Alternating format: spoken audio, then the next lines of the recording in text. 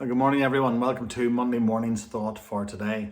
Hopefully you had a decent weekend and you look forward to this week. And we're glad that things are beginning to open up again, cautiously and slowly, but we're all heading hopefully in the right direction, and we trust and hope and pray that you're keeping well. I just want to take some time this week and really finishing off what we didn't finish last week. Last week I started to look at the passage John Seawright looked at when he was with us the Sunday after Easter, when he preached on John chapter 20 verses 19 to 29. Last week we got up to verse 23 and I was going to think, well, I maybe pick up what Noble was preaching on in Exodus, and we'll look at that this week as I was in 2nd Cumbria yesterday. But I want to go back to John 20 and verse 24 to 29 this weekend to just finish off that passage that we looked at. And yes, I may end up repeating some of the things that John said when John was preaching to us that Sunday, but that's not a bad thing.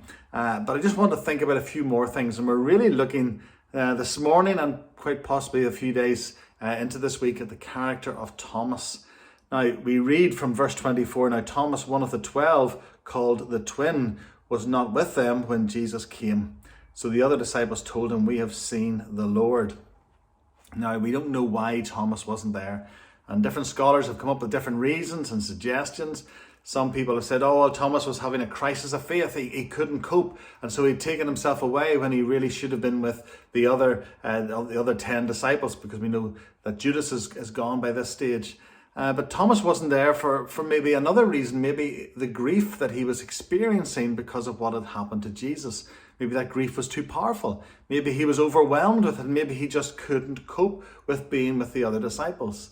Maybe there was a fear in him. Maybe he was genuinely scared of the Romans, because we know that they would have wanted to stamp out any opportunity of Jesus Christ being talked about, and certainly any talk about the resurrection was going to be frowned upon. But maybe he was just fearful that, well, if they could do this to Jesus, well, what's to stop them doing it to the rest of us? And he was maybe hiding away. And we would be wrong to take ourselves off any one of those three, or more than that, paths, just trying to work out what happened to Thomas. We don't know. But we know that Thomas, for whatever reason, wasn't there. It is strange, but that's just the way it is. And maybe Thomas was kept away because there needed to be some sort of incredible profession of faith. And certainly that's what we get from Thomas. But I remember watching the Disney cartoon Snow White and the Seven Dwarfs when I was a child, and thinking it was so interesting that every one of these dwarfs had a different name, and the name reflected really what that character of that dwarf was. And in some ways the disciples, not because of their names, but they all have different characters, and they all express a different angle of faith, or a different angle of politics, if you like. And certainly for Thomas has been the one who at times has echoed this whole, well, I'm just not sure about this. If you remember in John 14, where Jesus said to the disciples that he was going away, that he was going to come back, he was going to prepare a place for them, and that they could go to where he was going. And Thomas said, well, hang on, Lord, we don't know where you're going, so how can we possibly know the way to a place that we don't know you're going? And Jesus said, well, I am the way, the truth, and the life. Thomas was basically saying, well, you know, he was being negative, and you could accuse him of always looking at the wrong side of things, always looking at the negative picture. But here we find that he wasn't there. We're not sure why. Maybe the disciples were used to Thomas maybe not being around when he could have been. Who knows? But the problem was he arrives on this occasion, and this is a different occasion from the one we were looking at last week. And the disciples basically say, Thomas, where were you? You missed the Lord. The Lord was here. And for Thomas, that must have been horrendous. There must have been this moment that he thought, oh no, I've missed out on something that was really important. I don't know if you've ever had that feeling before, where somebody or your group of friends have done something and you weren't there and something incredible happened. I remember as a teenager, when I was studying in Stramillis, a group of my friends decided that they would go down to the gramophone shop in Belfast, because U2's new album was going to be released at Christmas, at midnight, the Joshua Tree. And I said, no, I couldn't be bothered going down. And lo and behold, U2 actually came to the store that night in Belfast and were signing copies. And all my friends came back and were showing me photographs of them with the guys from U2 and the signed copies and all the rest. And I remember thinking, if only I had been there, if only I had bothered to go. And for Thomas, this was obviously far, far, far more important. He had missed out on seeing the Lord. And there's a reaction within him. And for a lot of young people, there's this fear of missing out.